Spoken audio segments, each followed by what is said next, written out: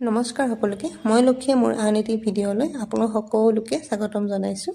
এই ভিডিঅ'টো আছিলে বহু দিন আগৰে। সেইদিনা মই বনাইছিলোঁ ৰুটি আৰু মাংস। প্ৰথমতে আটাখিনি মঠি লৈছোঁ আৰু যিহেতু আটা মঠি থ'লে ৰুটিখিনি বহুত ধুনীয়া কোমল হয়। আৰু তাৰপিছত মই মাংসৰ কাৰণে আলু আৰু পিঁয়াজ কাটি ৰেডি কৰি ল'লোঁ। সকলোৱে বাৰু ৰুটি মাংস বনাব জানে, তথাপিও মই ভাবিলোঁ যে ভিডিঅ' কৰি থৈ দিওঁ আৰু আপোনালোকৰ লগতো শ্বেয়াৰ কৰোঁ। আৰু এয়া মই ধুনীয়াকৈ মিহি মিহিকৈ পিঁয়াজখিনি কাটি লৈছোঁ আৰু তাৰে পিছতে মই আদা নহৰুখিনিও গুচাই লৈছোঁ।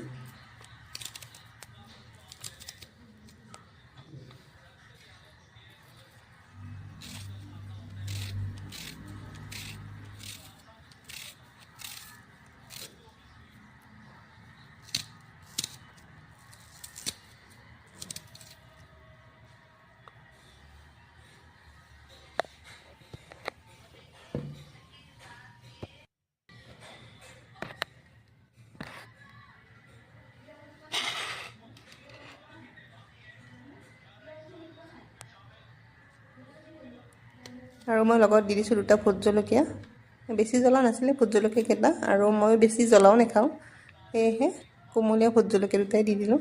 আৰু এতিয়া মই ইয়াতে আদা নহৰুখিনি ল'ম পিচি লওঁ, কাৰণ মোৰ মিক্সি নাই, সেয়েহে মই খুন্দনাতে ব্যৱহাৰ কৰোঁ মই আদা নহৰু পিচিবলৈ কাৰণে, তেলিয়াবলৈ বুলি।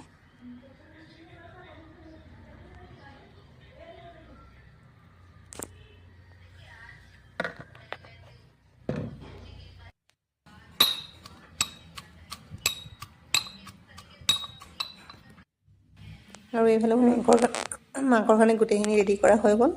আদা নহৰু আলু পিঁয়াজ আৰু এয়া হ'ল মাংসখিনি ধুনীয়াকৈ ধুই পখালি লৈছোঁ। আৰু এতিয়া মই কেৰাহীখন পাতি তেল অকণমান গৰম কৰি দিছোঁ। আৰু অৱশ্যে মই তেলতে অকণমান চেনিও দি দিওঁ, কাৰণ মাংসৰ কালাৰটো বহুত বেছি ধুনীয়া হয় চেনি মই দি দিওঁ। আপোনালোকে দিয়ে নিদিয়ে নাজানো বাৰু, মাংস বনাবলৈ চবে জানে বাৰু, বেছি ভাল মোৰ ধৰণটো দেখাই দিছোঁ। এতিয়া দি দিছোঁ মাংসখিনিও দি দিছোঁ। সকলোৰে বনোৱাৰ ধৰণটো বেলেগ বেলেগ হয়। মই বনাওঁতে মাংস আৰু লগতে দিওঁ চেনি দিলে কালাৰটো বহুত বেছি ধুনীয়া হয়। আৰু সেইখিনি ভিডিঅ' অকণমান নিমখো দি দিছোঁ জোখমতে, আৰু এইখিনি মই ভাজি ল'ম। জোখমতে দি দিছোঁ ভাজি হ'লেহে, সকলোৰে বনোৱাৰ ধৰণবোৰ বেলেগ বেলেগ, আৰু মই আলুখিনিও লগতে দি দিওঁ। এতিয়া জোখমতে হালধি, ধনিয়া গুড়ি, জিৰা গুড়ি আৰু লগতে চিকেন মছলা, জিৰা গুড়ি দি দিছোঁ। মছলাখিনি আৰু হালধিখিনি প্ৰথমতে দিলে মাংসখিনি কেৰাহীখনত লগতে মই চিকেন মছলাতে মাংসখিনি দি দিছোঁ। ফ্ৰাই কৰি লৈ মই প্ৰথমতে মাংসখিনি ভজা হোৱাৰ পিছতহে হালধি আৰু মছলাখিনি দি আৰু ইমান ধুনীয়া কালাৰ হৈছে। আৰু এতিয়া মই হালধিখিনি দেৰিকৈ দিলে মাংসখিনি ভালকৈ ভাজি লৈ মাংসখিনি তেল এৰাৰ পিছত কেৰাহীটোত লাগি নধৰে, আৰু মোৰ মাংস ৰেডি হৈ গ'ল।